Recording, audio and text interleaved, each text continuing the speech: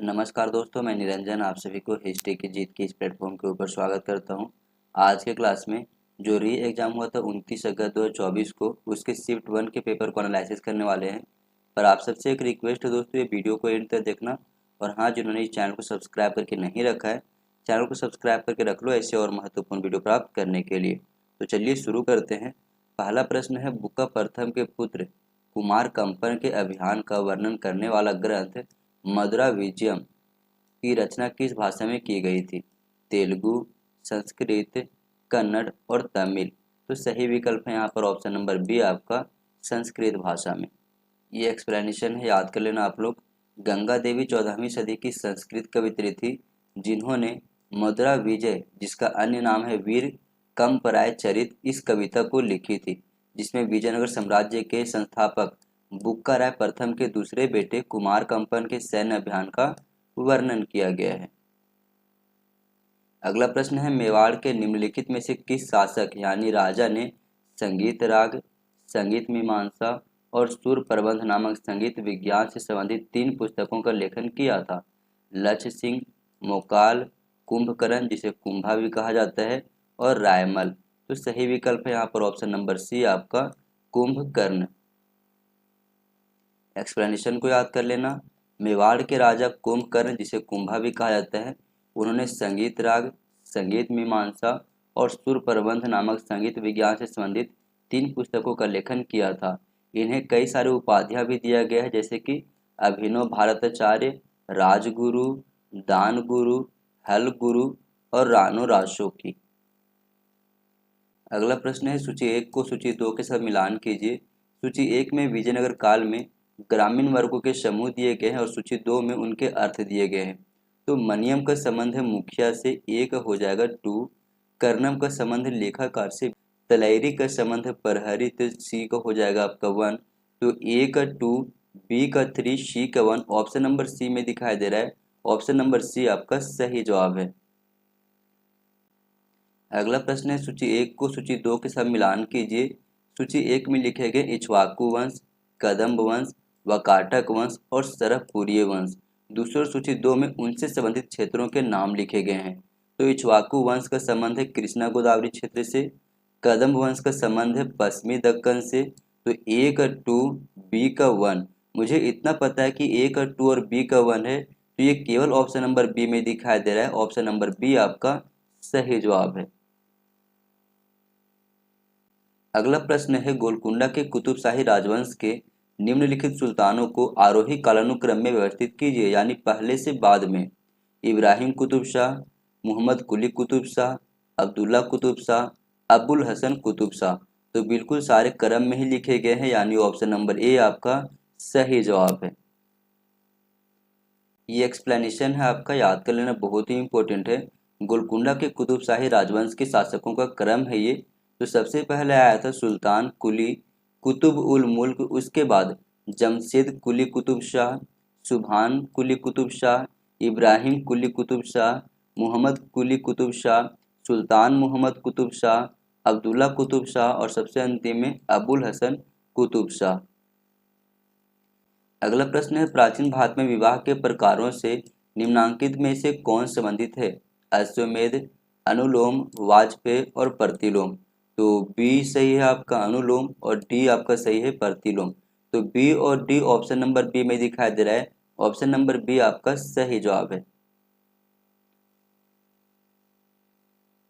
अगला प्रश्न है, सिकंदर जिन्ना समझौता किसके मध्य और कब हुआ था? सिकंदर लोदी और मोहम्मद अली जिन्ना 1930 में? नहीं। मोहम्मद अली जिन्ना और सिकंदर हक 1935 में? नहीं। सिकंदर हयात खान और मोहम्मद अली जिन्ना 1937 में? बिल्कुल सही है। ऑप्शन नंबर सी आपका सही जवाब है। अगला प्रश्न है, बंगाल में अंग्रेजी शासन के उदय के बारे में निम्नांकित कथनों पर विचार कीजिए। सुल्तान शुजा की अनुमति से सन 1651 में बंगाल के हुगली में अंग्रेजों की पहली फैक्ट्री स्थापित हुई। बिल्कुल सही है। ब्लैक होल ट्रेजेडी के एक उत्तरजीवी और इस कथा के प्रधान लेखक जे हॉलवेल ने पीड़ितों के नाम का उल्लेख नहीं किया है। बिल्कुल, ये भी स्टेटमेंट सही है। प्लासी के युद्ध के बाद बंगाल के नवाब ने मुर्शिदाबाद संधि के माध्यम से रॉबर्ट क्लाइव के साथ शांति स्थापित किया? नहीं, ये स्टेटमेंट गलत है। मीर कासिम ने कर्नल क्लाइव के सियार की अहम भूमिका निभाई? नहीं, ये भी गलत है। बक्सर का युद्ध 3 संयुक्त सैन्य शक्तियों बंगाल, अवध और दिल्ली तथा मेजर मुनरो के सेनापतित्व में अंग्रेजों की सेना के मध्य लड़ा गया था। बिल्कुल ये सही है। तो ए, बी और ई सही जवाब हो जाएगा। A, B, E option number A में दिखाई दे रहा है। ऑप्शन नंबर ए आपका सही जवाब है। ये एक्सप्लेनेशन है, याद कर लेना आप लोग। प्लासी के युद्ध के बाद बंगाल का नवाब सिराजुद्दौला को रॉबर्ट क्लाइव ने हराया था और रॉबर्ट क्लाइव ने मीर जाफर को नवाब बनाकर मुर्शिदाबाद में स्थापित किया था, न कि मुर्शिदाबाद की संधि किया था। तो ये बात को आप लोग याद कर लेना। यही वजह था कि वो स्टेटमेंट आपका गलत हो चुका था। दूसरी बात यह कि कर्नल क्लाइव का गधा या फिर कहे तो सियार की संज्ञा मीर जाफर को दिया जाता है, न कि मीर कासिम को। अगला प्रश्न है, मनसबदारी व्यवस्था के संदर्भ में निम्नलिखित में से कौन से कथन सही हैं? सिद्धांततः सभी मनसबदार सीधे शासक द्वारा नियुक्त किए जाते थे? बिल्कुल सही है। शाही परिवार के राजकुमार और साम्राज्य के प्रमुख अमीर नियुक्ति के लिए व्यक्तियों की अनुशंसा करते थे? ये भी सही है। 7,000 से ऊपर के सभी मनसब शाही परिवार के राजकुमारों के लिए आरक्षित थे? ये भी स्टेटमेंट सही है आपका। एकमात्र अमीर मीर जुमला को 9,000 की रैंक प्रदान की गई थी। अब ऐसा बिल्कुल नहीं हो सकता है कि मीर जुमला एकमात्र हो, ऐसे ही यह स्टेटमेंट आपको गलत हो चुका है। तो ए, बी, सी सही है। A, B, C option number C में दिखाई दे रहा है। ऑप्शन नंबर सी आपका सही जवाब है। अगला प्रश्न है, सूची 1 को सूची 2 के साथ मिलान कीजिए। एक और राइटर के नाम लिखे गए सोमदेव, क्षेमेंद्र, कालिदास और दामोदर गुप्त।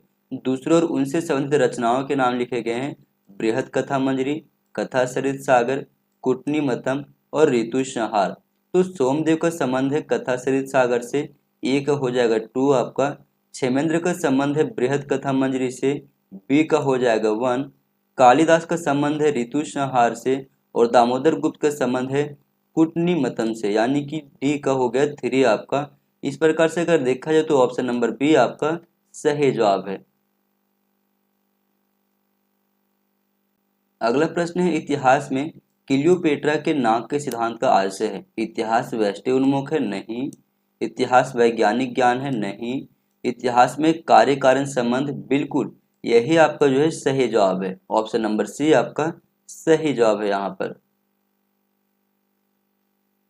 अगला प्रश्न है, कात्यायन के अनुसार विद्याधन अधिगम द्वारा अर्जित संपत्ति में शामिल है?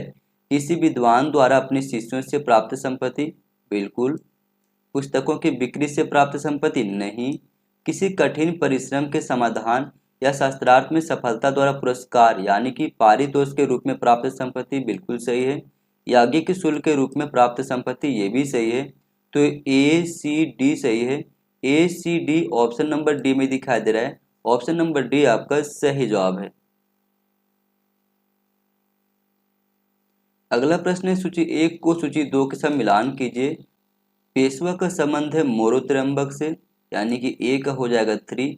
मजुमदार यानी अमात्य का संबंध है रामचंद्र नीलकंठ से आपका। और सरनिस यानी सचिव का संबंध है अन्नाजी दत्तो से।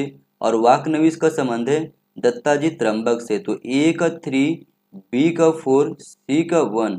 ए का 3, बी का 4, सी का 1 ऑप्शन नंबर डी में दिखाई दे रहा है। ऑप्शन नंबर डी आपका सही जवाब है। अगला प्रश्न है, कृष्ण की समर्पित प्रेयसी यानी प्रियतमा के रूप में राधा के प्राचीनतम साक्ष्य से संबंधित ग्रंथ निम्न में से कौन सा है? अष्टांग हृदय संग्रह? नहीं, ये नहीं है। गीत गोविंद है यहाँ पर। हर्षचरित भी नहीं है। और ब्रह्म वैवर्त पुराण है यहाँ पर। तो बी और डी सही है। बी और डी ऑप्शन नंबर बी में दिया गया है। ऑप्शन नंबर बी आपका सही जवाब है। अगला प्रश्न है, 19वीं शताब्दी में भारत में शिक्षा के विकास के संबंध में निम्नलिखित कथनों पर विचार करें। चार्टर अधिनियम 1813 में भारत में शिक्षा के लिए 1 लाख रुपये के वार्षिक खर्च का प्रावधान किया गया था? बिल्कुल सही है। चार्ल्स वुड के शिक्षा पर प्रेषण 1854 में घोषित किया गया कि शिक्षा नीति का उद्देश्य पूर्वी शिक्षा का शिक्षण नहीं, पश्चिमी शिक्षा का बात किया गया था। हंटर शिक्षा आयोग 1882-83 को भारतीय विश्वविद्यालयों के सामान्य कामकाज की जांच करने के लिए नियुक्त किया गया था। ये भी गलत है आपका। आंग्ल प्राच्य विवाद के दौरान प्राच्यवादी समूह का नेतृत्व H.T. प्रिंसेप ने किया था, जिन्होंने प्राच्य साहित्य को प्रोत्साहन देने की नीति की वकालत की थी। बिल्कुल सही है। तो ए और डी सही है। ए और डी ऑप्शन नंबर बी में दिया गया है। ऑप्शन नंबर बी आपका सही जवाब है। ये एक्सप्लेनेशन है, याद कर लेना आप लोग। चार्ल्स वुड का डिस्पैच 1854 में घोषणा की गई कि शिक्षा नीति का उद्देश्य पाश्चात्य शिक्षा का प्रसार है। हंटर आयु की समीक्षा का कार्य केवल प्राथमिक और माध्यमिक शिक्षा तक सीमित था तथा विश्वविद्यालयों के कार्यों से इसका कोई संबंध नहीं था। अगला प्रश्न है, इंडियन वॉर ऑफ इंडिपेंडेंस 1857 पुस्तक के लेखक हैं स्वामी विवेकानंद, अरविंद घोष, भगत सिंह और वी.डी. सावरकर। तो सही विकल्प हो जाएगा यहाँ पर ऑप्शन नंबर डी आपका, यानी विनायक दामोदर सावरकर जी। अगला प्रश्न है, सूची 1 को सूची 2 के साथ मिलान कीजिए। सूची 1 में वास्तविक नाम लिखे गए और सूची 2 में उनसे संबंधित लोकप्रिय नाम लिखे गए। तो मूल शंकर कहा गया स्वामी दयानंद सरस्वती को, ए का हो जाएगा 3 आपका। नरेंद्रनाथ दत्त कहा गया स्वामी विवेकानंद को, बी का हो जाएगा 4 आपका। गदाधर चट्टोपाध्याय कहा गया है रामकृष्ण परमहंस को, सी का हो जाएगा 1। और मार्गरेट एलिजाबेथ नोबेल को कहा गया है भगिनी निवेदिता, तो डी का हो जाएगा 2 आपका। तो ए का 3, बी का 4, ए का 3, बी का 4, सी का 1, ऑप्शन नंबर सी में दिखाई दे रहा है। ऑप्शन नंबर सी आपका सही जवाब है।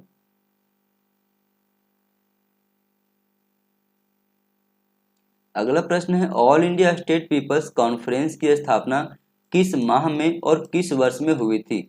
दिसंबर 1925, दिसंबर 1926, दिसंबर 1927 या फिर नवंबर 1928 में? तो सही विकल्प है ऑप्शन नंबर सी आपका, दिसंबर 1927 में। अगला प्रश्न है, सूची 1 को सूची 2 के साथ मिलान कीजिए। सूची 1 में शैक्षणिक संस्थानों के नाम लिखे गए और सूची 2 में उनसे संबंधित संस्थापक के नाम लिखे गए। तो संस्कृत कॉलेज बनारस की स्थापना किया गया था जोनाथन डंकन के द्वारा, ए का हो जाएगा 3 आपका। कलकत्ता मदरसा, जिसे मोहम्मडन कॉलेज भी कहा जाता है, इसकी स्थापना किया गया था वारेन हेस्टिंग के द्वारा, तो बी का हो जाएगा 4 आपका। हिंदू कॉलेज कलकत्ता में स्थापित किया गया था राजा राममोहन राय, डेविड हेयर और अलेक्जेंडर डफ के द्वारा। और फोर्ट विलियम कॉलेज कलकत्ता में स्थापित किया गया था रिचर्ड वेलेजली के द्वारा। इस प्रकार से ए का 3, बी का 4, सी का 1 और डी का हो जाएगा आपका 2। ये ऑप्शन नंबर ए में दिखाई दे रहा है। ऑप्शन नंबर ए आपका सही जवाब है। अगला प्रश्न है, परंपरानुसार अलवारों और नैनारों की संख्या क्रमशः है 12 और 63, 63 और 12, 11 और 51, 51 और 11। तो सही विकल्प है ऑप्शन नंबर ए आपका 12 और 63। अगला प्रश्न है, निम्नलिखित में से किसने कहा कि इतिहास केवल विज्ञान है, न इससे कुछ कम और न इससे अधिक? ये कहा गया था जे.बी. ब्यूरी के द्वारा। तो ऑप्शन नंबर बी आपका सही जवाब है। अगला प्रश्न है, वह तमिल अभिलेख जिसमें वर्ष 1281 में एक व्यापारिक संबद्ध पेरुमल उर्फ तवस चक्रवर्ती द्वारा भगवान शिव के मंदिर का निर्माण अभिलिखित है, कहाँ अवस्थित है? तो ये अवस्थित है चीन में। और चीन में कहाँ पर? तो दक्षिणी चीन के क्वांझू में, यानी ऑप्शन नंबर सी आपका सही जवाब है। अगला प्रश्न है, निम्नांकित को कालानुक्रम में व्यवस्थित कीजिए, पहले से बाद में, are in the following in chronological order from first to last. Punjab का विभाजन और पुनर्वास, ये घटना है 1947 की।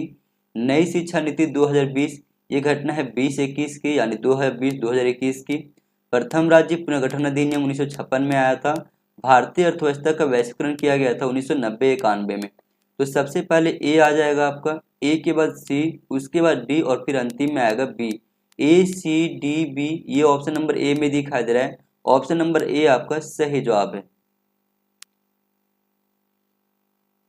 अगला प्रश्न है, मध्यकाल में व्यापारियों और कारीगरों की हड़ताल की घटना के संदर्भ में निम्नलिखित में से कौन से कथन सही हैं? वर्ष 1668-69 में इस्लाम में बालात धर्म परिवर्तन के विरुद्ध सूरत के बनियों ने हड़ताल की थी। बिल्कुल सही है। यूरोपीय यात्री थेवेनोट के अनुसार बागनगर के हिंदू बैंकरों ने अमीरों की वसूली के विरोध में अपने कार्यालय बंद कर दिए थे। ये भी सही है। वर्ष 1686 ईस्वी में मद्रास के समस्त भारतीय जनता अंग्रेजों द्वारा अधिरोपित कर के विरोध में जाति प्रधानों के आदेश पर हड़ताल पर चली गई। ये भी सही है। 17वीं सदी में अब्बे कैरेन ने लिखा है कि कम्बलन यानी कि कारीगर जाति में से यदि कोई अपमानित महसूस करता था या उसके साथ कुछ गलत किया जाता था तो सभी लोग अपनी दुकानें बंद कर देते थे। बिल्कुल ये भी सही है। तो ए बी सी डी सारे सही हैं और ये ऑप्शन नंबर डी में दिखाई दे रहा है। ऑप्शन नंबर डी आपका सही जवाब है। अगला प्रश्न है, निम्नलिखित में से किस सूफी संत ने हिंदुओं को अहले किताब और वेदों को ईश्वरादिष्ट यानी कि अवतरित पुस्तक कहा था? मिर्जा मजहर, जाने जाना, शेख अब्दुल कुदूस, बयाजिद अंसारी और शाह अब्दुल लतीफ। तो सही विकल्प है ऑप्शन नंबर ए आपका मिर्जा मजहर जाने जाना के द्वारा यह स्टेटमेंट दिया गया था। अगला प्रश्न है, सूची 1 को सूची 2 के साथ मिलान कीजिए। एक और किसान आंदोलन के नाम लिखे गए, दूसरे और उनसे संबंधित नेताओं के नाम लिखे गए। बिजौलिया किसान आंदोलन, इसका संबंध है विजय सिंह पाथिक और मानिक्य लाल वर्मा से, तो ए का हो जाएगा 2 आपका। बारदौली सत्याग्रह का संबंध है वल्लभ भाई पटेल से यानी बी का हो जाएगा 1। तेभागा आंदोलन का संबंध है कमप्रम सिंह और भवन सिंह से यानी कि सी का हो जाएगा 4। अवध किसान आंदोलन का संबंध है बाबा रामचंद्र से, तो डी का हो जाएगा 3 आपका। तो ए का 2, बी का 1, ए का 2, बी का 1, सी का 4, डी का 3। ऑप्शन नंबर हमें बी में दिखाई दे रहा है। ऑप्शन नंबर बी आपका सही जवाब है। ये एक्सप्लेनेशन को याद कर लेना बहुत ही इंपॉर्टेंट है। बिजौलिया किसान आंदोलन मेवाड़ राज्य के किसानों द्वारा 1897 ईस्वी में किया गया था। इस आंदोलन का नेतृत्व विजय सिंह पथिक और मानिक्यलाल वर्मा ने किया था। बारदौली सत्याग्रह गुजरात के बारदौली में साल 1928 ईस्वी में किसानों की आंदोलन थी। ये आंदोलन औपनिवेशिक सरकार द्वारा किसानों पर बढ़ाए गए कर के खिलाफ थी। इस आंदोलन का नेतृत्व सरदार वल्लभ भाई पटेल ने किया था। तेभागा आंदोलन बंगाल का प्रसिद्ध उत्तेजक किसान आंदोलन था। सन 1946 ईस्वी में इस आंदोलन में किसानों ने फ्लाइट कमीशन की सिफारिश के अनुरूप लगान की दर को घटाकर 1/3 करने की मांग की थी। इस आंदोलन के संचालक कंपाराम सिंह और भवन सिंह चड्डा थे। अवध किसान सभा की स्थापना 1920 में बाबा रामचंद्र और पंडित जवाहरलाल नेहरू के द्वारा किया गया था। अगला प्रश्न है, लॉर्ड कॉर्नवालिस ने वर्ष 1793 ईस्वी में किस स्थान पर स्थायी बंदोबस्त की शुरुआत की थी? बंगाल और बिहार में, बंगाल, बिहार और उड़ीसा में, बंगाल और मद्रास में या फिर बंगाल और बंबई में? तो सही विकल्प हो जाएगा ऑप्शन नंबर बी आपका बंगाल, बिहार और उड़ीसा में। अगला प्रश्न है, सूची 1 को सूची 2 के साथ मिलान कीजिए। एक और मध्यकाल के वैष्णव संप्रदाय के नाम लिखे गए, दूसरे और उनसे संबंधित संस्थापक के नाम लिखे गए हैं। महापुरुषीय संप्रदाय, इसका संबंध है शंकर देव से, ए का हो जाएगा 4। पुष्टि मार्ग का संबंध है वल्लभाचार्य से। ब्रह्म संहति या फिर बमुनिया का संबंध है दामोदर देव से। ठाकुरिया संप्रदाय का संबंध है पुरुषोत्तम ठाकुर से, तो डी का हो जाएगा 3। इस प्रकार ए का 4, बी का 1, सी का 2, डी का 3। ऑप्शन नंबर बी में दिखाई दे रहा है। ऑप्शन नंबर बी आपका सही जवाब है। अगला प्रश्न है, अंग्रेज ईस्ट इंडिया कंपनी ने वर्ष 1623 तक निम्नलिखित स्थानों पर फैक्ट्रियां यानी व्यापारिक चौकियां स्थापित की। बड़ौदा, कलकत्ता और हैदराबाद में, भरूच, अहमदाबाद, आगरा और मसूलीपट्टनम में, बीकानेर, पानीपत और मैसूर में, बम्बई और चंद्रनगर और पांडिचेरी में। तो सही विकल्प हो जाएगा यहाँ पर ऑप्शन नंबर बी आपका भरूच, अहमदाबाद, आगरा और मसूलीपट्टनम में 1623 ईस्वी तक ईस्ट इंडिया कंपनी ने अपनी व्यापारिक चौकियां स्थापित कर चुके थे। अगला प्रश्न है, निम्नलिखित कथनों में से कौन से कथन सही हैं? शैव सिद्धांत 3 शाश्वत सिद्धांतों ईश्वर यानी शिव, ब्रह्मांड और आत्मा को स्वीकृति प्रदान करता है, बिल्कुल सही है। शैव सिद्धांत कश्मीर का शैववाद और वीर शैव परंपरा के अनुयायियों द्वारा आगम प्रमाणिक ग्रंथ माने जाते हैं, ये भी सही है। कापालिक और कालामुखी दो प्रमुख वैष्णव संप्रदाय थे, वैष्णव नहीं थे, शैव संप्रदाय थे। तो ये स्टेटमेंट गलत हो गया। नैनार संतों के विचारों और कार्यकलापों के कारण दक्षिण भारत में वैष्णव भक्ति लोकप्रिय हुई, वैष्णव नहीं हुआ था, शैव भक्ति लोकप्रिय हुआ था। तो ये भी स्टेटमेंट गलत हो गया। तो ए और बी केवल सही है। ए और बी ऑप्शन नंबर डी में दिखाई दे रहा है। ऑप्शन नंबर डी आपका सही जवाब है। अगला प्रश्न है, सूची 1 को सूची 2 के साथ मिलान कीजिए। एक और ग्रंथ लिखे गए हैं, दूसरे और उनसे संबंधित विवरण दिए गए हैं। तो रीत का संबंध है जप के निमित्त मंत्रों के संकलन से, ए का हो जाएगा 3। सामवेद का संबंध है ब्रह्मांड और मनुष्य को संचालित करने वाले विधि सिद्धांत से, और इसके अतिरिक्त संगीत से भी जुड़ा हुआ है सामवेद। तो बी का हो जाएगा 4 आपका। यजुर्वेद का संबंध है बलि से, यानी कि सी का हो जाएगा 1। और ब्राह्मण का संबंध है पुजारियों को अनुष्ठानों यानी कि कर्मकांड के संदर्भ में मार्गदर्शन देने से। तो डी का हो जाएगा 2 आपका। इस प्रकार से अगर देखा जाए तो ऑप्शन नंबर ए आपका सही जवाब है।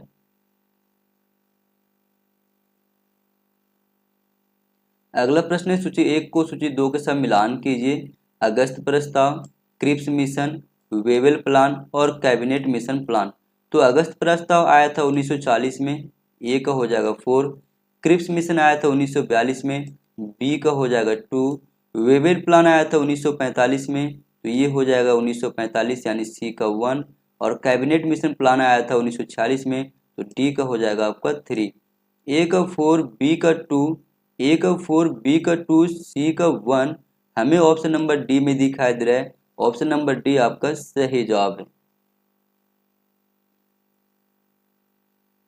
अगला प्रश्न है, सन 1855-56 में बिहार और बंगाल की डाइस जनजाति ने कुल्हाड़ी और तीर धनुष से युक्त होकर अपने क्षेत्र से ब्रिटिश शासन को अस्थायी तौर पर उखाड़ फेंका। हो और मुंडा ने, संथालों ने, पाइका ने या फिर भील जनजाति ने। तो सही विकल्प हो जाएगा ऑप्शन नंबर बी आपका संथाल जनजाति।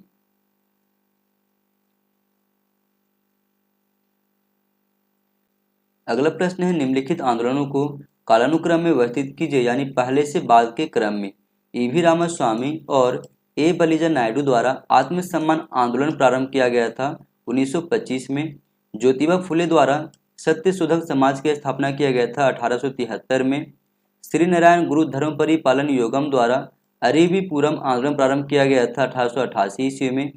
सी N Mudaliar, T M Nair और पी त्यागराज द्वारा न्याय आंदोलन यानी जस्टिस आंदोलन की शुरुआत की गई थी 1916 में।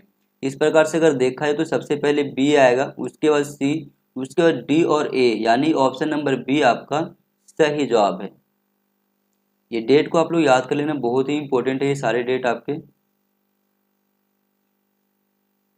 अगला प्रश्न है, ब्रिटिश काल के दौरान भारतीय प्रेस के संदर्भ में निम्नलिखित कथनों पर विचार कीजिए। लाइसेंसिंग विनियमन 1823 के लिए आवश्यक था। प्रत्येक मुद्रक या प्रकाशक को प्रेस आरंभ करने या इसके उपयोग के लिए लाइसेंस प्राप्त करना। दूसरा पॉइंट इसमें दिया गया है, गवर्नर जनरल को लाइसेंस को रद्द करने या नए प्रार्थना पत्र मांगने का अधिकार था। बिल्कुल ये दोनों ही पॉइंट सही हैं। 1857 ईस्वी के महासमर से उत्पन्न आपात स्थिति ने ब्रिटिश सत्ता को प्रेस पर पुनः प्रतिबंध लगाने के लिए बाधित किया। मैडकॉफ अधिनियम में उल्लेखित एवं उस समय प्रभावी पंजीकरण प्रक्रिया के अतिरिक्त 1857 के नियम 15 ने लाइसेंसिंग प्रतिबंधों को पुनर्परिभाषित किया। बिल्कुल ये भी स्टेटमेंट सही है। मार्च 1941 में भारत सरकार ने एक प्रेस जांच समिति गठित कर उसे प्रेस संबंधी कानूनों की समीक्षा का दायित्व सौंपा था। नहीं, मार्च 1941 में नहीं सौंपा था, 1947 में गठित किया गया था। तो ये स्टेटमेंट गलत हो जाता है। समाचार पत्र अधिनियम 1908 ने मजिस्ट्रेट को ऐसे समाचार पत्रों के प्रिंटिंग प्रेस व अन्य संपत्तियां जब्त करने का अधिकार दे दिया जिनमें प्रकाशित आपत्तिजनक लेख हिंसा या हत्या की उत्प्रेरण थे। बिल्कुल सही है। तो ए, बी और डी सही हो जाएगा आपका। A, B, D option number D में दिखाई दे रहा है। ऑप्शन नंबर डी आपका सही जवाब है। अगला प्रश्न है, मध्यकाल में व्यापार और वाणिज्य के संदर्भ में निम्न में से कौन से कथन सही है। गुजरात सिल्क उद्योग 17वीं सदी में चीन से कच्चे रेशम के आयात पर पूर्णतः निर्भर था। नहीं, पूर्ण रूप से निर्भर नहीं था, ये स्टेटमेंट गलत है। बंगाल को अफीम की प्राप्ति बिहार से होती थी, बिल्कुल सही है। लाख के वस्तुओं के निर्माण के लिए गुजरात को लाख यानी कि लच्छा बंगाल से प्राप्त होती थी, ये भी सही है। शंख के आभूषण बनाने वाले बंगाल के विनिर्माता तुतीकोरिन से शंख आयात पर निर्भर थे, ये भी सही है। अगला प्रश्न है सन 1857 के महासमर के बारे में निम्नांकित में से कौन से कथन सही हैं। यहाँ पर महासमर का मतलब हुआ 1857 की महान क्रांति। वीडी सावरकर ने इसे राष्ट्रीय स्वतंत्रता का नियोजित युद्ध कहा, बिल्कुल सही है। सावरकर ने यह सिद्ध करने का प्रयास किया कि 1826-27, 1831-32, 1840 और 1854 के विद्रोह 1857 के महासमर के पूर्वाभास थे, बिल्कुल सही है।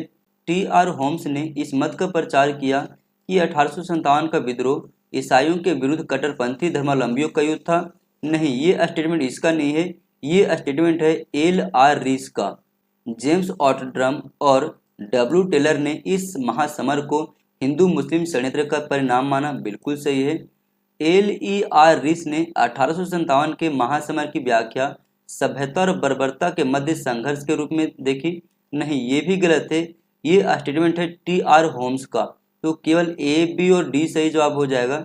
A B D option number C में दिखाई दे रहा है, ऑप्शन नंबर सी आपका सही जवाब है।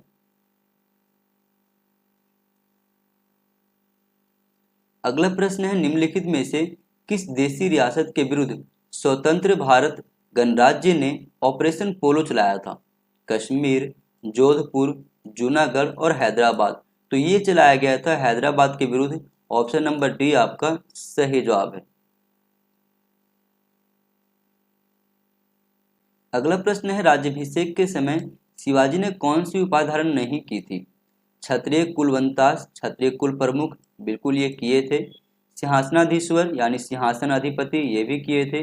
महाराज का भी उपाधि प्राप्त था उनको, लेकिन वेद मार्ग प्रतिष्ठापक को उपाधि धारण नहीं किए थे, इसलिए सही विकल्प हो जाएगा ऑप्शन नंबर डी आपका। अगला प्रश्न है इंडियन नेशनल आर्मी के नेता निम्नांकित में से कौन नहीं है। रास बिहारी घोष और कैप्टन मोहन सिंह, बिल्कुल सही है। कैप्टन मोहन सिंह और सुभाष चंद्र बोस, ये भी सही है। प्रीतम सिंह और कैप्टन मोहन सिंह, ये भी सही है। पृथ्वी सिंह आजाद और फणींद्र नाथ घोष, तो बिल्कुल ये ऑप्शन नंबर डी आपका सही हो जाएगा। ये जो है इंडियन नेशनल आर्मी के नेता नहीं थे। अगला प्रश्न है कैंची और पेस्ट इतिहास को इस रूप में प्रस्तुत करता है। विचारधारा का वाहक, तथ्यों का मात्र संकलन, रोमांटिकता की एक शाखा या फिर लिंग इतिहास से। तो सही विकल्प हो जाएगा ऑप्शन नंबर बी आपका, तथ्यों का मात्र संकलन से संबंधित है। अगला प्रश्न है मुगल काल में निम्नलिखित विदेशी यात्रियों के आगमन को आरोही कालानुक्रम में व्यवस्थित कीजिए, यानी पहले से बाद के क्रम में। पित्रो दे ला बेले, पीटर मुंडी, विलियम हॉकिंस, जियां बैप्टिस्ट ट्रैवर्नियर। तो सबसे पहले सी आएगा विलियम हॉकिंस, उसके बाद पित्रो दे ला बेले आएगा, यानी सी के बाद ए आएगा, उसके बाद आएगा पीटर मुंडी और फिर Jean Baptiste Tavernier. C A B D option number C में दिखाई दे रहा है, ऑप्शन नंबर सी आपका सही जवाब है। अगला प्रश्न है मुगल काल में दीवान बयुतात मंत्रालय निम्नलिखित में से किससे संबंधित था। सैन्य लेखा से, अश्वरोही सेना से, दरबारी शिष्टाचार से या फिर कारखाने से, यानी राज्य शासित कारखाने से। तो सही विकल्प हो जाएगा ऑप्शन नंबर डी आपका, दीवान बयुतूत मंत्रालय कारखानों से जुड़ा हुआ था। अगला प्रश्न है दिल्ली सल्तनत में कारखानों के संदर्भ में निम्नलिखित में से कौन से कथन सही हैं। मसालिक उल अबशार के अनुसार मोहम्मद तुगलक की कसीदाकारी की कार्यशाला में 4000 सिल्क कारीगर और अनेकों सोने के जरी के कारीगर थे, बिल्कुल सही है। अफीक ने इन्हें शाही कारखानों का नाम दिया। फिरोज शाह तुगलक के शासनकाल में इनकी संख्या 100 थी, ये स्टेटमेंट गलत है आपका। बहुत से कारखाने रातीबी यानी राज्य सहायता प्राप्त थे तथा अन्य कारखाने स्वति पोषित थे, यानी कि गैर रातीबी थे, बिल्कुल सही है। गैर रातीबी में राशि पोषक, बैनर बनाने तथा कालीन बनाने वाले कारखाने शामिल थे, ये भी सही है। तो ए सी डी सही है, A C D option number B में दिखाई दे रहा है, ऑप्शन नंबर बी आपका सही जवाब है। अगला प्रश्न है, नीचे दिए गए पुरातत्व विज्ञान यानी पुरातत्वीय परिप्रेक्ष्य के परिवर्तनों के स्वरूप को प्रारंभिक से नवीनतम के अनुक्रम में व्यवस्थित कीजिए। नवीन एवं परक्रम धर्मी पुरातत्व, उद्विकास का अनुजात मॉडल, विसरणकारी परिप्रेक्ष्य, सांस्कृतिक विरासत का देशी पुरातत्व विज्ञान। तो सबसे पहले आपका तो सी आ जाएगा, विसरणकारी परिप्रेक्ष्य। उसके बाद आएगा नवीन एवं परक्रम धर्मी पुरातत्व यानी कि ए। सी के बाद ए, ऑप्शन नंबर बी में केवल दिखाई दे रहा है। ऑप्शन नंबर बी आपका सही जवाब है। अगला प्रश्न है, ब्राह्मण की बृहद संहिता में निम्नलिखित का वर्णन है। वर्षा की मात्रा के मापन की विधि, बिल्कुल। खगोल शास्त्र यानी खगोलीय प्रेक्षण, बिल्कुल। घरों और मंदिरों के निर्माण की जानकारी, ये भी सही है। पादपों का रोपण और फल उत्पादन में वृद्धि के तरीके, ये भी सही है। सारे स्टेटमेंट सही हैं और ये ऑप्शन नंबर डी में दिखाई दे रहा है। ऑप्शन नंबर डी आपका सही जवाब है। अगला प्रश्न है, निम्नलिखित को सही कालानुक्रम में व्यवस्थित कीजिए यानी पहले से बाद के क्रम में। कोरोमंडल तट पर आंग्ल फ्रांसीसी युद्ध, तो ये आंग्ल फ्रांसीसी युद्ध हुआ था 1746 से लेकर के 1748 के बीच में। इसे प्रथम कर्नाटक युद्ध भी कहा जाता है। कलकत्ता में इंपीरियल अभिलेख विभाग की स्थापना यानी भारतीय राष्ट्रीय अभिलेखागार की स्थापना हुई थी मार्च 1891 ईस्वी में। लॉर्ड रिपन द्वारा प्रसिद्ध संकल्प, जिसे स्थानीय स्वशासन का मैग्ना कार्टा भी कहा जाता है, इसकी शुरुआत हुई थी 1882 ईस्वी में। पंजाब और पश्चिमोत्तर सीमांत प्रांत का ब्रिटिश साम्राज्य में विलय हुआ था 1849 ईस्वी में। तो सही विकल्प हो जाएगा यहाँ पर ए, डी, सी, बी, यानी ऑप्शन नंबर ए आपका सही जवाब है। ये डेट को आप लोग याद कर लेना, सारे डेट आपके इंपॉर्टेंट है यहाँ पर।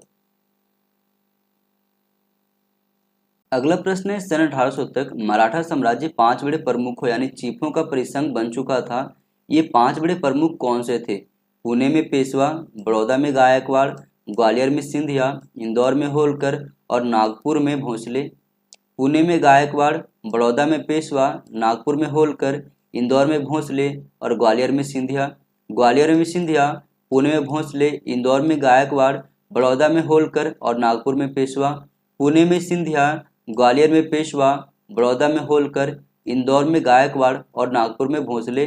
तो सही विकल्प हो जाएगा ऑप्शन नंबर ए आपका, पुणे में पेशवा, बड़ौदा में गायकवाड़, ग्वालियर में सिंधिया, इंदौर में होलकर और नागपुर में भोंसले थे।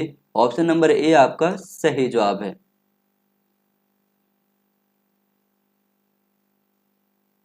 अगला प्रश्न है, साहित्यिक चोरी का पता नहीं लगाया जा सकता। Plagiarism can not be detected Scopus से, टर्निटिन से, इथेंटिकेट से या फिर उर्कुंड से। तो सही विकल्प हो जाएगा ऑप्शन नंबर ए आपका, स्कोपस से पता नहीं लगाया जा सकता है।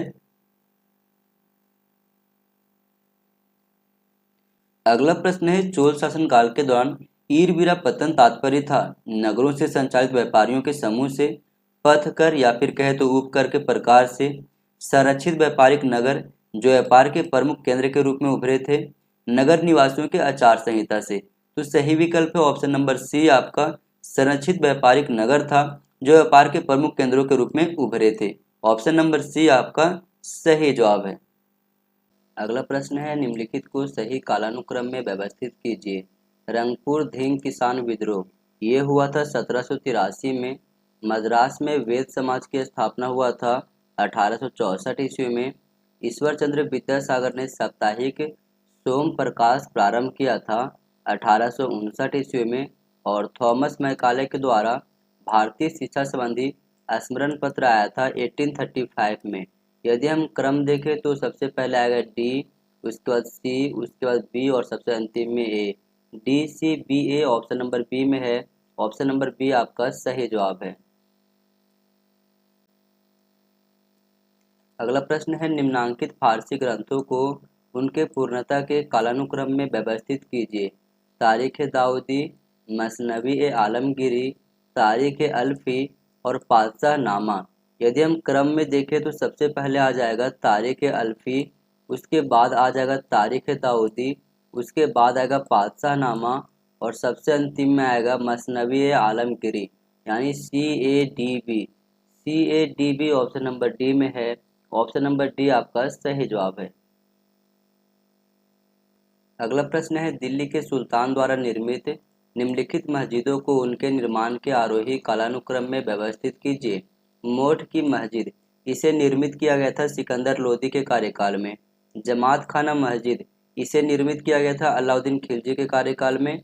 बेगमपुरी मस्जिद, इसे निर्मित किया गया था मोहम्मद बिन तुगलक के कार्यकाल में। और खिरकी मस्जिद को निर्मित किया गया था फिरोज शाह तुगलक के कार्यकाल में।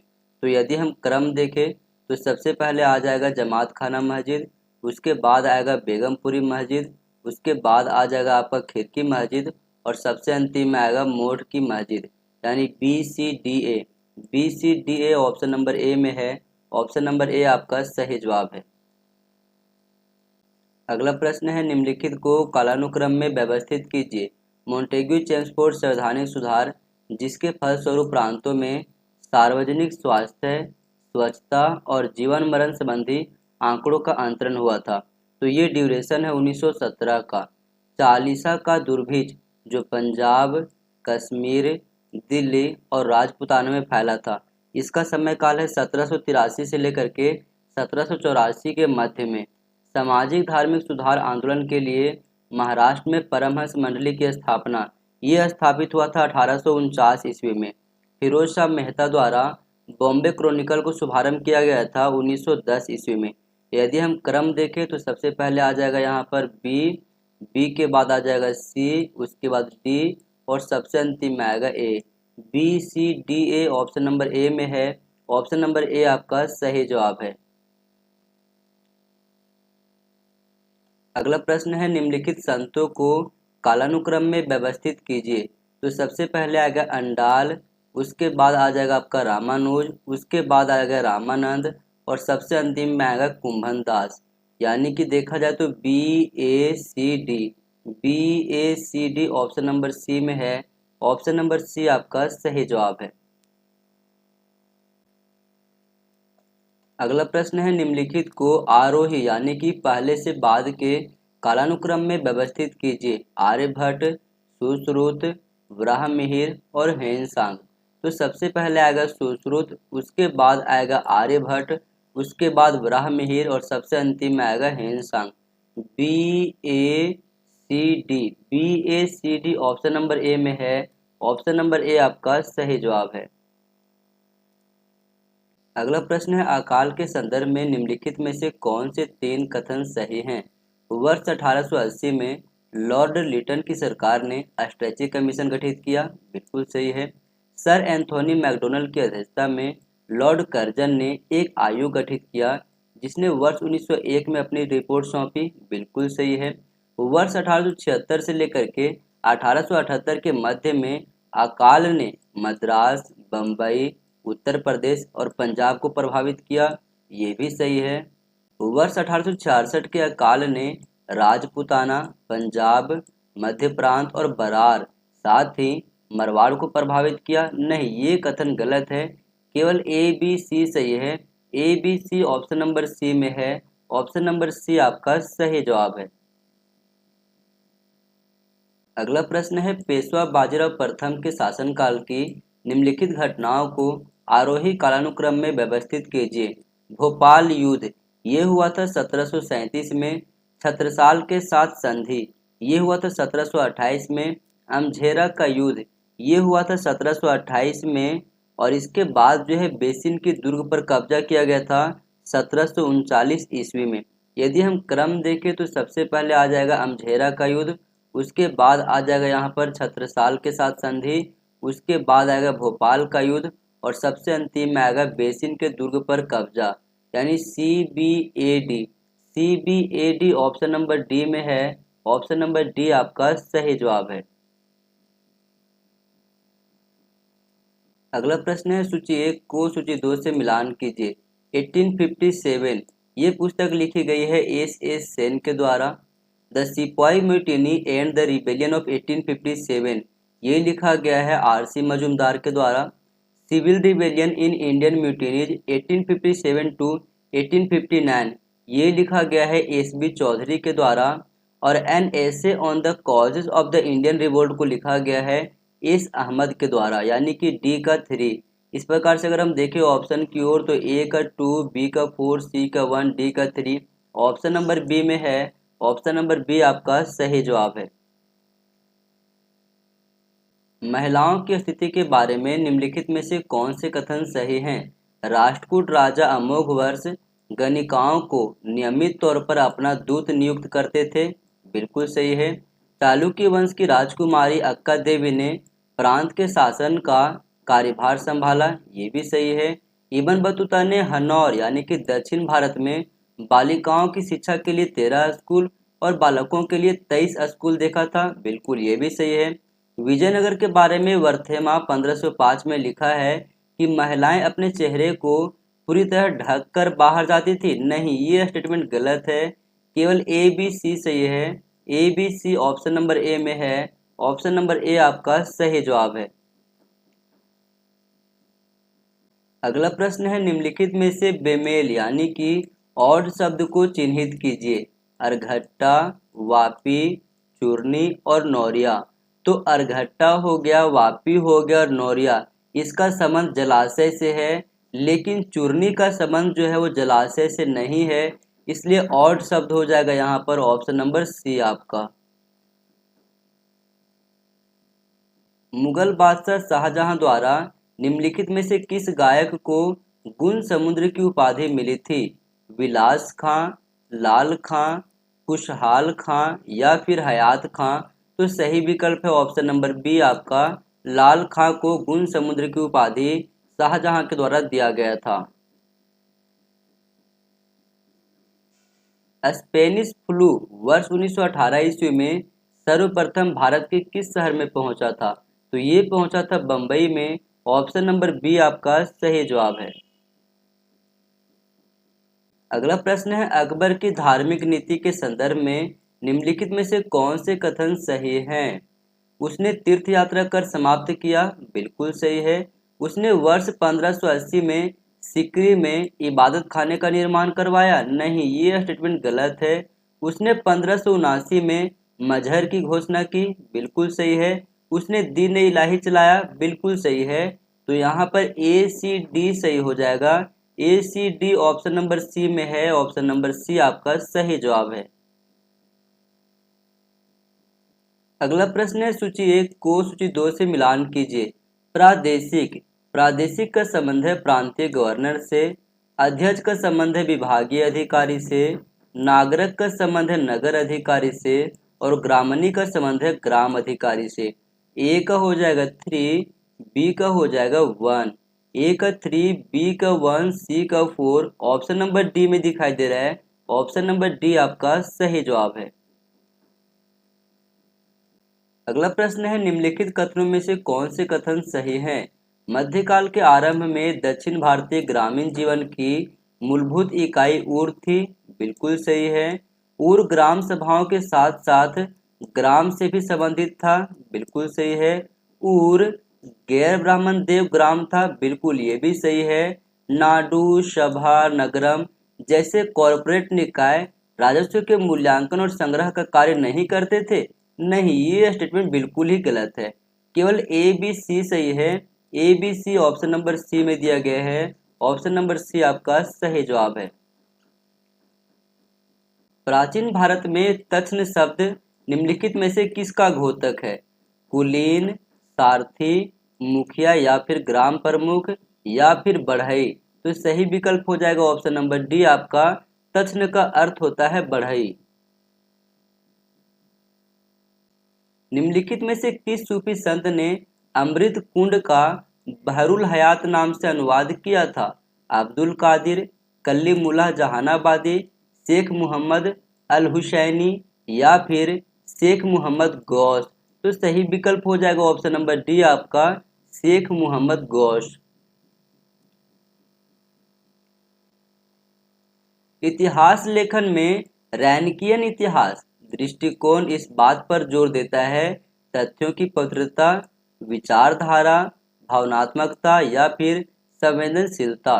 तो सही विकल्प हो जाएगा यहाँ पर तथ्यों की पवित्रता पर बल देता है। ऑप्शन नंबर ए आपका सही जवाब है। निम्नलिखित में से कौन मगध से संबंधित नहीं है? हरियक, कैवर्त, शिशुनाग या फिर नंद? तो सही विकल्प हो जाएगा यहाँ पर कैवर्त। कैवर्त का संबंध जो है मगध से नहीं है। जबकि यदि हम बात करें हर्यक के विषय में, तो हर्यक वंश का नींव रखा था बिंबिसार, ये बिल्कुल ही है। शिशुनाग के बात करें तो शिशुनाग भी है और नंद भी है। यहाँ पर हमसे पूछ रहा मगध से संबंधित कौन नहीं है, इसलिए सही विकल्प हो जाएगा ऑप्शन नंबर बी आपका। मौर्योत्तर काल में भारत से रोम को निर्यात की जाने वाली वस्तुओं को चिन्हित कीजिए। वस्त्र, कांच के मनके, हाथी दांत, जैतून का तेल और काली मिर्च। तो वस्त्र किया जाता था, इसके अतिरिक्त हाथी का दांत और काली मिर्च, यानी कि ए सी ई सही हो जाएगा। A C E option number A में है। ऑप्शन नंबर ए आपका सही जवाब है। वर्ष 1302 के अंत में या अगले वर्ष के प्रारंभ में अलाउद्दीन खिलजी ने वारंगल पर आक्रमण के लिए जो सैन्य टुकड़ी भेजी थी, जिसकी बुरी तरीके से पराजय हुई, उसके सेनापति कौन थे?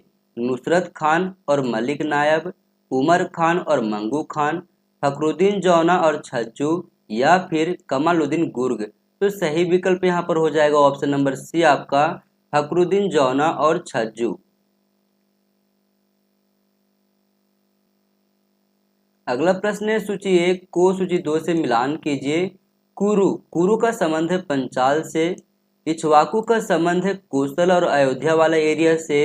विदर्भ का संबंध है महाराष्ट्र में दक्षिणी क्षेत्र से। और है का संबंध है मध्य भारत मालवा और गुजरात वाला रीजन से। तो यदि हम विकल्प की ओर देखें तो ए का 3, बी का 1, सी का 2, ए का 3, बी का 1, सी का 2 और डी का 4 ऑप्शन नंबर ए में है।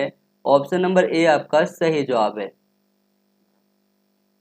अगला प्रश्न है मुगल शासनकालीन शिक्षा के बारे में निम्नलिखित में से कौन से कथन सही हैं? पीटर मुंडे ने आगरा में येसु समाजी यानी कि जेसुइट महाविद्यालय का उल्लेख किया है, बिल्कुल सही है।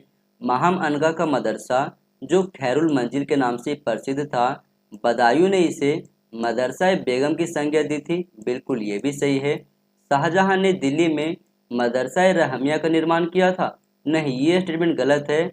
मदरसा रहमिया का निर्माण जो है औरंगजेब के कार्यकाल में किया गया था। अगला स्टेटमेंट है औरंगजेब ने दिल्ली में दारुल बका का निर्माण किया था, नहीं ये स्टेटमेंट भी गलत है। दारुल बका का निर्माण शाहजहां के कार्यकाल में किया गया था। तो यहाँ पर केवल ए और बी सही है। ए और बी ऑप्शन नंबर सी में दिया गया है। ऑप्शन नंबर सी आपका सही जवाब है। निम्नलिखित में से किस इतिहासकार ने गियासुद्दीन तुगलक की बिजली गिरने से हुई आकस्मिक मृत्यु का विवरण प्रस्तुत किया है? तो ये किया है बर्नी। ऑप्शन नंबर ए आपका सही जवाब है। समग्र इतिहास यानी कि टोटल हिस्ट्री की संकल्पना किसने प्रचारित किया था? Auguste Comte, George M Trevelyan, C V Langlois या फिर मार्क ब्लॉक।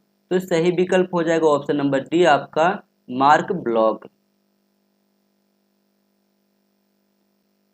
परंपरागत रूप से पंचजन में शामिल 5 प्रमुख आर्य कबीले हैं: भरत, पुरु, त्रिशु, द्रह्यु, यदु।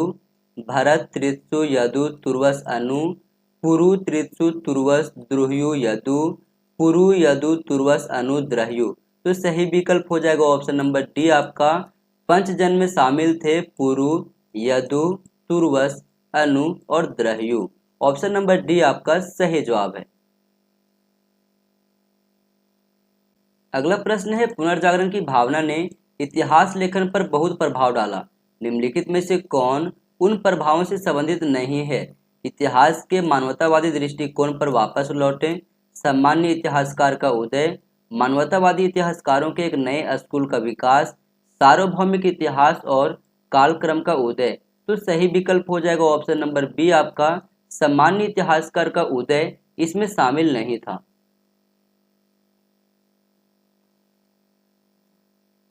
अगला प्रश्न है सूची 1 को सूची 2 से मिलान कीजिए। सूची 1 में प्रसिद्ध मुगल पेंटिंग हैं, सूची 2 में उनसे संबंधित चित्रकार के नाम लिखे गए हैं। दुर्बल अश्व के साथ निर्जन क्षेत्र में मजनू, इस पेंटिंग का निर्माण बसावन के द्वारा किया गया था। साइबेरियन सारस का निर्माण उस्ताद मंसूर के द्वारा किया गया था। चिनार वृक्ष पर ढेर सारी गिलहरियां, इस पेंटिंग का निर्माण अब्दुल हसन के द्वारा किया गया था और बिशन दास का चित्र जो है दौलत के द्वारा बनाया गया था। यदि हम विकल्प की ओर देखें तो ए का 1, बी का 2, सी का 3 और डी का 4 ऑप्शन नंबर ए में है। ऑप्शन नंबर ए आपका सही जवाब है।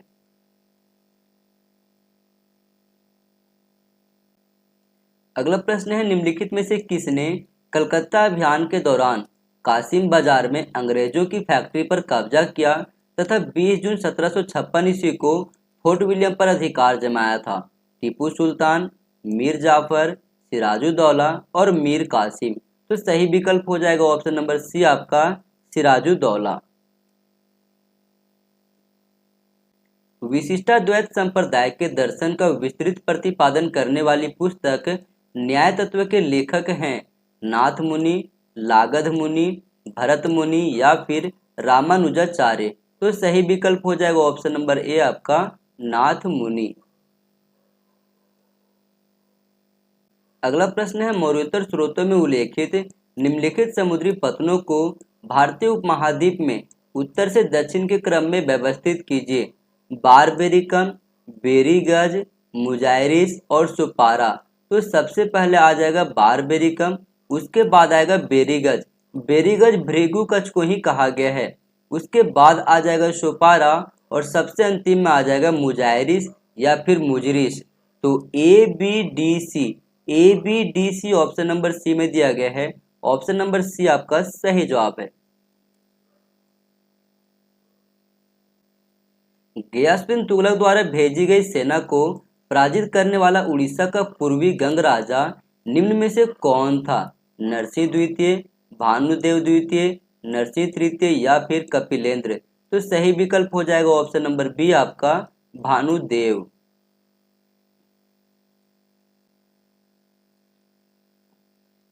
विजयनगर और बहमनी राज्य के बीच कोविलकोंडा का युद्ध किसके शासनकाल में हुआ था? कृष्णदेवराय, सालू नरसिंह, देवराय द्वितीय या फिर विजयराय द्वितीय। तो सही विकल्प हो जाएगा ऑप्शन नंबर ए आपका कृष्णदेवराय।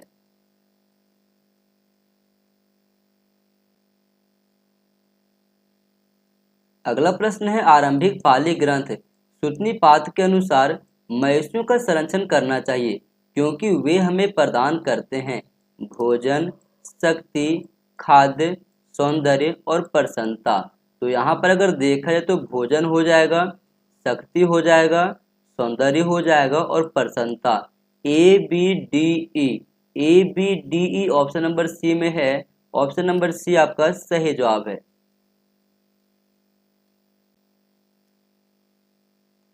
अगला प्रश्न है, असैन्य और सैन्य राजपत्र का प्रकाशन निम्नलिखित में से किस शहर से होता था? मद्रास, इलाहाबाद, कलकत्ता और लाहौर। सही विकल्प हो जाएगा ऑप्शन नंबर डी आपका लाहौर। अगला प्रश्न है, सूची 1 को सूची 2 से मिलान कीजिए। हर्ष, हर्ष का संबंध है पुष्यभूति वंश से। ललितादित्य मुक्तापीठ, इसका संबंध है कश्मीर के कारकोट वंश से। पल्लव, पल्लव का संबंध है तोंडई मंडलम क्षेत्र से। और पाल का संबंध है मत्स्य न्याय का अंत से। यदि हम देखें ऑप्शन की ओर तो ए का 2, बी का 4, सी का 1 और डी का 3 ऑप्शन नंबर सी में दिया गया है। ऑप्शन नंबर सी आपका सही जवाब है। चोल राज्य के संदर्भ में अनुष्ठानिक संप्रभुता और वास्तविक राजनीतिक नियंत्रण के मध्य विभेद निम्नलिखित का घोतक है। सामंती मॉडल के प्रतिपादक, केंद्रीय राज्य का प्रतिपादक, निरंकुश राज्य के प्रतिपादक या फिर खंडीय राज्य के प्रतिपादक। तो सही विकल्प हो जाएगा ऑप्शन नंबर डी आपका खंडीय राज्य के प्रतिपादक।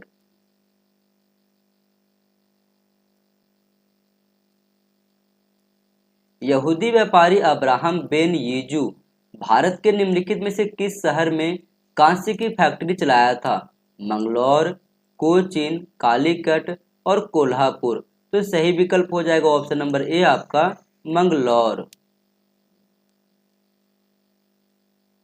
अगला प्रश्न है, 19वीं और 20वीं सदी में चित्रकारी की समृद्धि और विकास के बारे में निम्नलिखित कथनों पर विचार कीजिए। कलकत्ता स्कूल ऑफ आर्ट की स्थापना 1854 में हुई, बिल्कुल सही है। कालीघाट चित्रकारी 19वीं सदी के प्रथम चतुर्थांश में विकसित हुई? नहीं, ये स्टेटमेंट गलत है।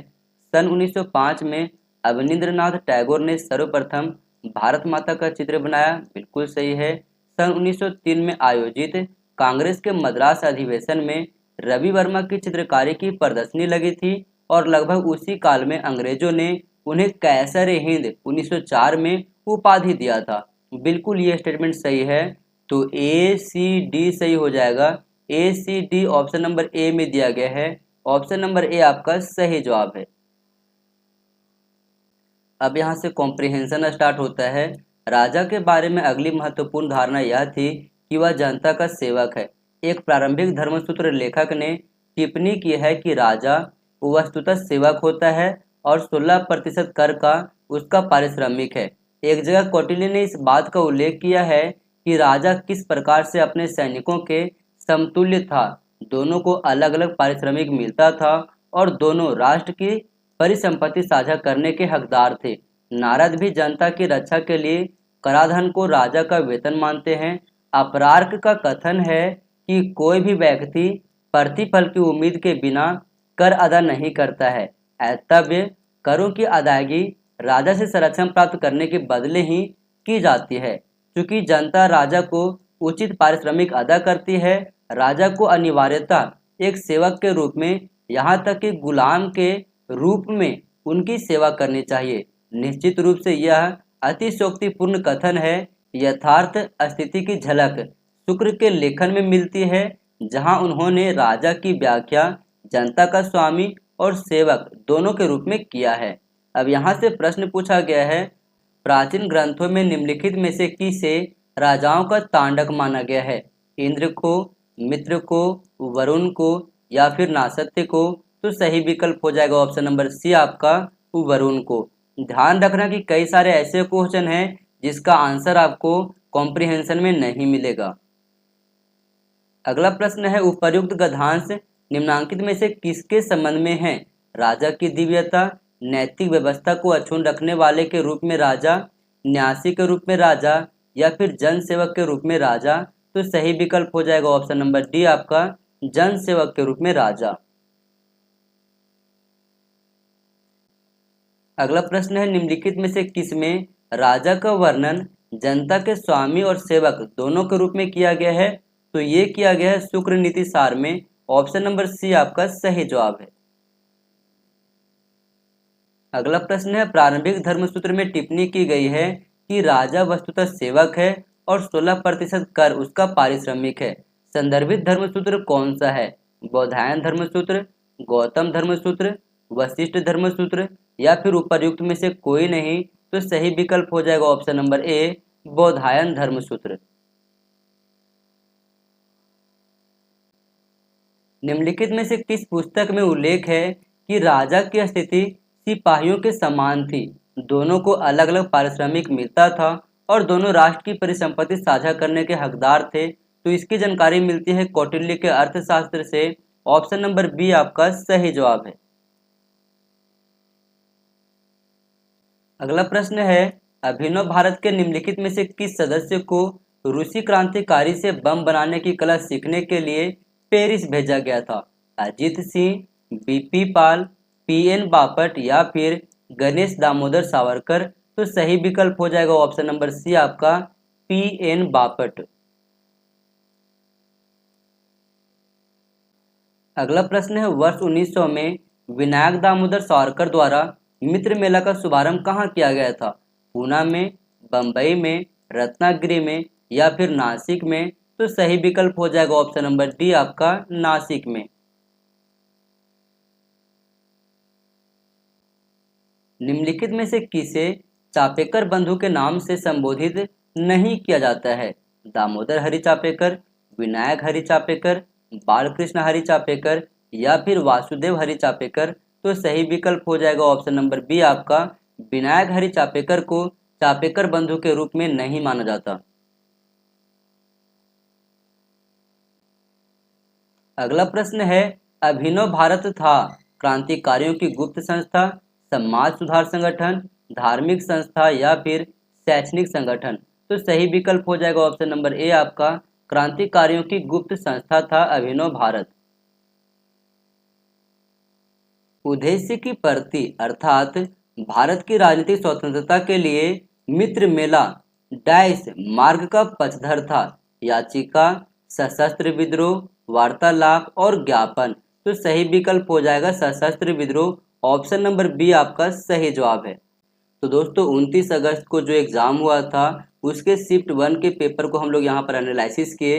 यदि आपको ये पीडीएफ चाहिए तो आप लोग मेरे टेलीग्राम ग्रुप को ज्वाइन कर लीजिए। और हाँ दोस्तों, वीडियो कैसी लगी कमेंट सेक्शन में ज़रूर बताना। और यदि आपने चैनल को सब्सक्राइब करके नहीं रखा है तो चैनल को सब्सक्राइब करके रख लो ऐसे और महत्वपूर्ण वीडियो प्राप्त करने के लिए। थैंक यू दोस्तों, अगले क्लास में फिर मिलते हैं।